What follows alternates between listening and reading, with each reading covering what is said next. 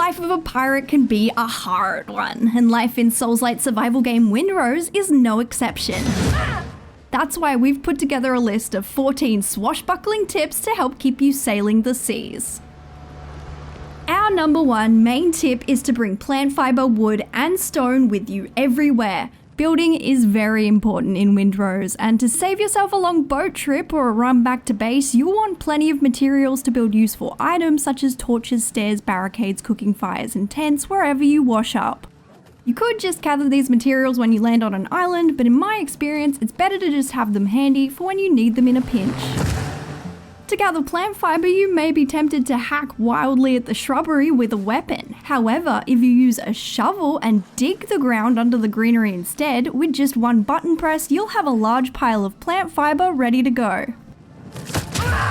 Combat in Windrose can be tricky, but if you make sure to build a tent and set it as a revival point when you're far away from your base, you won't need to scramble all the way back to another island from camp. If you're worried about an easy way to get back to camp though, make sure you've placed a fast travel bell near your main base that you can quickly travel back to. Speaking of, in Windrose you can't fast travel on land unless you're at another fast travel bell.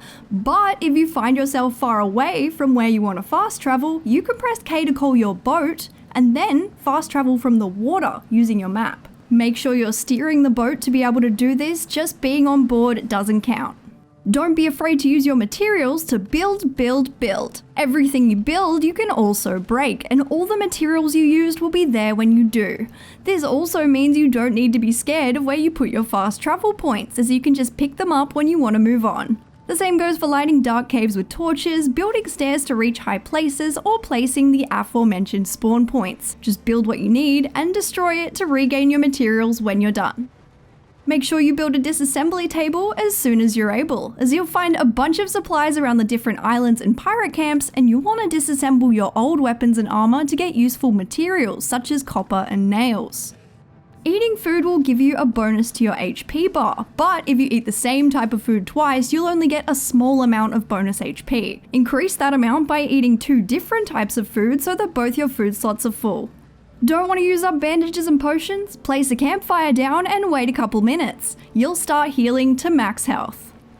Decorating near a campfire will build its comfort level, which increases the speed at which you gain stamina and the amount of time your camp stamina bonus lasts once you leave it. You can do this by placing down any item that says it gives a plus to comfort level, but keep in mind you can only gain a bonus from one item in each category. Only one chair, one dresser, and so on. If you happen to build your fire close enough to a pirate camp, you can even gain a comfort bonus from their items.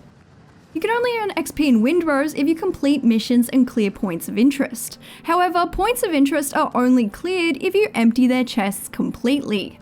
Drop any unwanted items on the ground if you need to, because if you leave a single thing in those chests, you'll have to go back for that rare XP. Stat points can be swapped out at will, so you can test out putting them in any category. However, we highly recommend putting all your early stat points into vitality. Enemies that are your level shouldn't take many hits to kill, especially if your weapon's upgraded, but you also can't take many blows without dying unless you up your defense. Combine this with upgraded armor to take even harsher blows and survive those insanely fast boar charges. In Windrose, you often get surrounded by a bunch of enemies at once. To stop yourself getting overpowered, you can trap these enemies by building fences. You can then attack them through the fence. Enemies such as boars and the drowned won't even attack you at close range.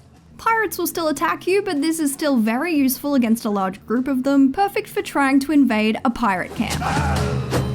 Sure, the chests of points of interest don't respawn, but resources do. That means if you found a particular herb before that you needed for a potion, it will likely be back around the same area. Enemies also respawn, so if you're hunting for some gunpowder, don't be afraid to go back and revisit some spots. Normally, if you die when traversing the sea, you'll need to go back to collect your valuables.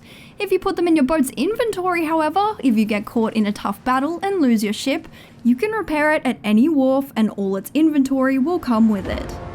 And that'll do for this video. What other helpful tips do you buccaneers have for Windrose? Let us know in the comments, and for more about Windrose, including how to upgrade your ship, keep your eyes glued to IGN.